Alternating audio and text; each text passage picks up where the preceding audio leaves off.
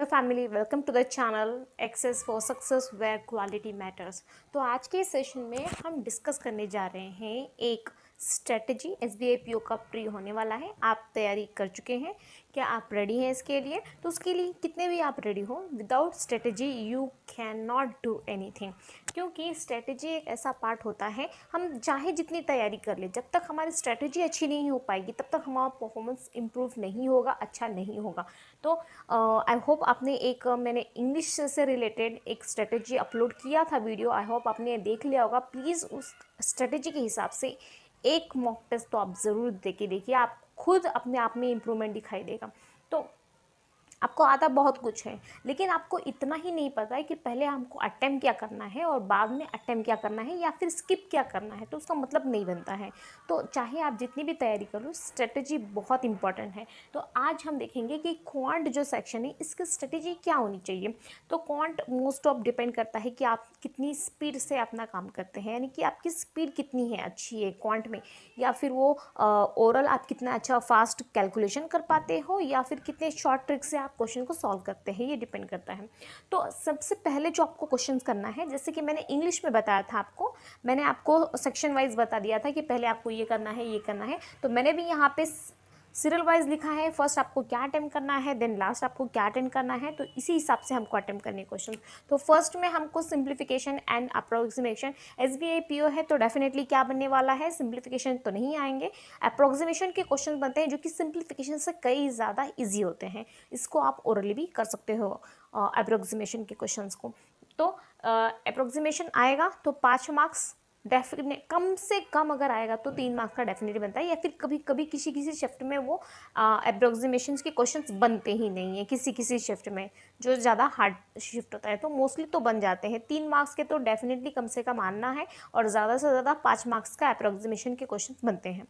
तो इसको आपको पहले अटेम्प्ट करना है। क्यों अटेम्प्ट करना है? क्योंकि ये सीरियल वाइज मैंने क्यों लिखा है, क्योंकि आपको मिलते हैं 20 मिनट्स का टाइम होता है, 35 मार्क्स के आपके क्वेश्चंस होते हैं। तो 20 मिनट्स में, यानी कि जो आधा टाइम होता है, जैसे कि 10 मिनट्स, तो 10 मिनट्स में आपको इतना अच्छा स्कोर करना है कि आपको आधे से ज़्यादा मार्क्स उसके अंदर मिलने चाहिए। यानी कि 35 क्वेश्चंस होंगे, यानी कि 35 मार्क्स होंगे। तो 10 मिनट्स में आप 20 मार्क्स खींच लेने हैं आपको, यानी कि 10 मिनट्स के अंदर, 10 मिनट के अंदर आपको कम से कम 20 मार्क्स के क्वेश्चंस को सॉल्व करने हैं। तो ये कैसे होगा? ये ऐसे होगा कि आप एक तो स्पीड से काम करेंगे, और जो क्वेश्चन जल्दी तुरंत होगा उसको पहले आपको अटेम्प्ट करना है। तो बहुत बार ऐसे कैंडिडेट के साथ में हो चुका है कि वो स्टार्ट टू एंड तक करते हैं। तो आपको ये नहीं करना है। सबसे पहले आपको क्या करना है, सबसे पहले आपको सिंप्लीफिकेशन या फिर अप्रोक्सीमेशन ही आएगा 99%।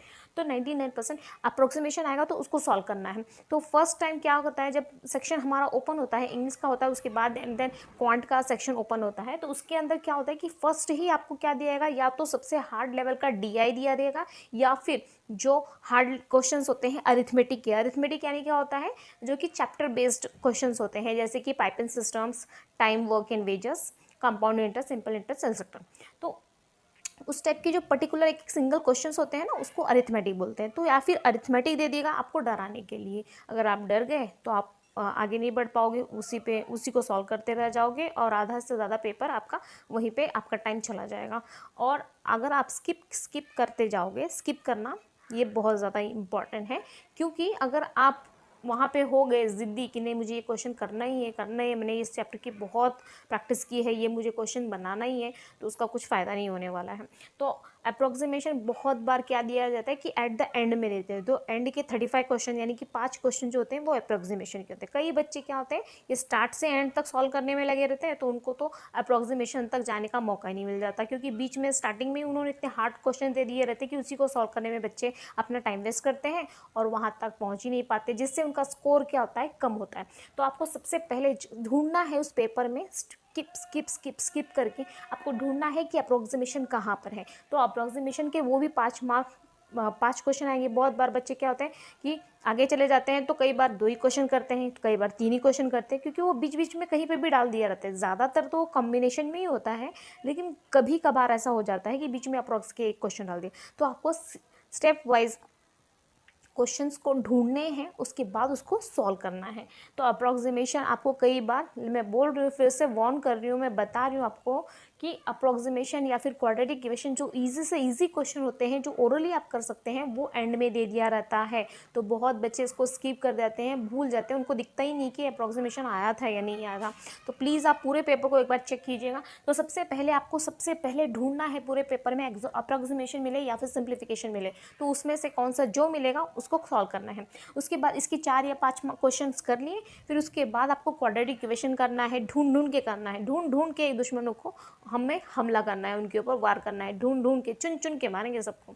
तो यहाँ पे क्वाड्रेटिक इक्वेशन की तरफ जाएंगे। तो क्वाड्रेटिक इक्वेशन आपको सॉल्व करना है, ये भी 5 मार्क्स का डेफिनेटली बनेगा। तो या उसके बाद आता है नंबर सीरीज़। नंबर सीरीज़ में भी अटक के मत बैठिएगा, वहाँ पे स्टक नहीं होना है आपको कि नहीं मुझे करना ही है, 5 में से 5 मुझे नंबर सीरीज़ करने हैं, क्योंकि कई बार हमारे माइंड में आइडियाज़ नहीं आते हैं, हमारा माइंड स्टक हो जाता है। तो उसके पीछे आप नहीं पड़िएगी, नहीं मुझे करना ही है, उसको छोड़ दीजिएगा। जितने नंबर सीरीज़ के क्वेश्चन बने पीओ है तो रॉन्ग नंबर सीरीज़ आएगा, कई शिफ्ट में मिसिंग नंबर भी आ जाता है तो इजी हो जाता है वो। तो रॉन्ग नंबर सीरीज़ आ जाएगा, तो उसको जितना बन सके आप उतना कीजिएगा, वहाँ पे ही अटके मत रहिएगा, नहीं आ रहा है छोड़ दीजिएगा। Next question. फिर उसके बाद कैसलेट होता है, कैसलेट भी आ जाता है, इजी हो जाता है एज़ कम्पेरिजन टू DI। लेकिन DI आप पहले कीजिएगा। क्यों पहले कीजिएगा? क्योंकि DI और कैसलेट में क्या है, कैसलेट एक ऐसा है जब तक आप पूरा स्टोरी उसको रीड नहीं करते हैं। कैसेट क्या होता है, जैसे एक पैराग्राफ टाइप में आपको क्वेश्चंस दे दिए रहते हैं, उसके बेस हमको पैराग्राफ बनाने, जो पैराग्राफ होता है उसके बेस हमको डायग्राम बनाना पड़ता है या फिर DI बनाना पड़ता है। तो उसके हिसाब से आप जब उसको डाटा उसके अंदर रखोगे, उसके बाद कैलकुलेट करोगे, तब आपको कैसेट का आंसर मिलेगा। लेकिन DI क्या होता है, DI क्या होता है कि आपको डायरेक्टली दिया रहता है यहाँ पे, एक तो टेबुलर फॉर्म में या फिर पाई चार्ट फॉर्म में, किसी भी फॉर्म में आपको वहाँ पे दिया रहता है, उसके बेस पे आपको सॉल्व करना पड़ता है। तो कैसलेट थोड़ा रीड करके फिर उसको डाटा पुट करना, फिर उसके बाद में आंसर निकालना थोड़ा सा लेंदी प्रोसेस हो जाता है। तो आप DI प्रीफर कीजिएगा। उसके अंदर भी देखिएगा कि 2 या 3 DI तो बनने ही है, 2 कम से कम तो आना ही है। तो 2 DI में से भी देखिएगा, आप कंपेरिजन कीजिएगा कि आपको कौन सा सबसे अच्छा DI आता है, या फिर कौन सा DI है जिसमें कैलकुलेशन कम है या फिर ट्रिकी क्वेश्चंस नहीं है। तो उस DI को आप उठाइएगा और उसके बाद उस DI को कीजिएगा। डाटा सफिशिएंसी अगर कैसेट भी देखिएगा, कैसेट कई बार क्या होता है, बहुत 2 या 3 लाइन का दे दिया रहता है, यानी कि बहुत सिंपल दे दिया रहता है। तो वैसा रहा तो वैसा कीजिएगा। अगर एक बार इसको कर लिया, ये पजल टाइप में है, जैसे कि पजल बनाया आपने, उसके बाद डायग्राम बनाया, पजल पूरा पढ़ा, उसके बाद डायग्राम बनाया, अगर वो डायग्राम बना लिया तो आपके 5 मार्क्स पक्के हो गएंगे। तो कैसेट भी वही होता है, लेकिन कैसेट देखिएगा अगर ज़्यादा लेंदी हो गया तो उसको छोड़ दीजिएगा। मोस्टली उतना टिपिकल नहीं दिया रहता है, लेकिन अगर 2-3 लाइन का गया, वो अभी डिपेंड करता है कि आपकी पेपर कैसा आने वाला है। तो अगर 2-3 लाइन का आ गया तो उसको छोड़िएगा मत, DI करने से पहले कैसलेट कीजिएगा। उसके बाद DI, उसके बाद डाटा सफिशिएंसी। डाटा सफिशिएंसी में भी अगर आपके concept, data sufficiency mostly chapter के ऊपर दिया रहता है, जैसे time, work and wages, simple interest, compound interest, 2 या 3 आपको वहाँ पे वेरिएबल दिए रहेंगे। फिर उसके ऊपर आपको निकालना है कि क्या इसका मतलब क्या A और B को मिला करके इसका आंसर मिल सकता है, या फिर केवल A ही सफिशिएंट है उस पर्टिकुलर क्वेश्चन का आंसर निकालने के लिए। तो इस टाइप की अगर आपका कॉन्सेप्ट क्लियर है तो आप इजीली इसका आंसर बता सकते हो। तो ये आपको कम समय में आपका बन सकता है। सबसे लास्ट में आप जाइएगा अरिथमेटिक। अरिथमेटिक क्यों लास्ट में ही क्यों करना है अरिथमेटिक? अरिथमेटिक हमको लास्ट में इसीलिए करना है ताकि बहुत एक क्वेश्चन को आप रीड, उतना ईजी क्वेश्चन वहाँ पे दिया रहेगा डेफिनेटली 101% कि इतना ईजी क्वेश्चन आपको नहीं दिया रहेगा कि 1 मिनट में आप जितने फास्ट आप अप्रोक्सीमेशन कर सकते हैं उतने समय में एक क्वेश्चन अप्रोक्सीमेशन का, उससे आई गेस 4 गुना टाइम आपको अरिथमेटिक करने में लग जाएगा। जितना टाइम आप एक नंबर सीरीज़ कर पाओगे उससे ज़्यादा टाइम आपको अरिथमेटिक करने में लग जाएगा।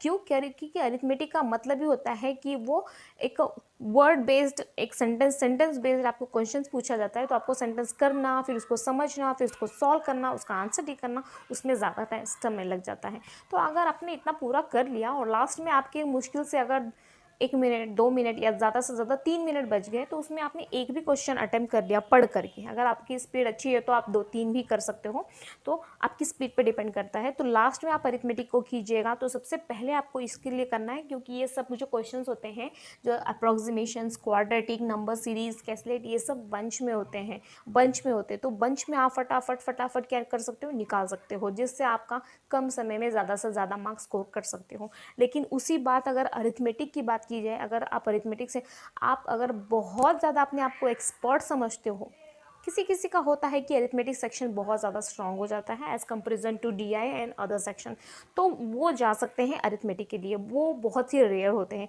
लेकिन जिसका स्ट्रांग भी होता है ना, तो वो भी इसी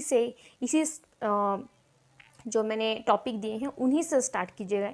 इससे अगर आप स्टार्ट करते हो तो आपके जो मार्क्स हैं डेफिनेटली बहुत ज़्यादा स्कोर आप ज़्यादा से ज़्यादा कर सकते हो, क्योंकि आपको पता है कि प्री हो या मेन हो, आधे मार्क्स से भी बहुत लोगों के जो क्लियर होने के चांसेस है बहुत रुक जाते हैं।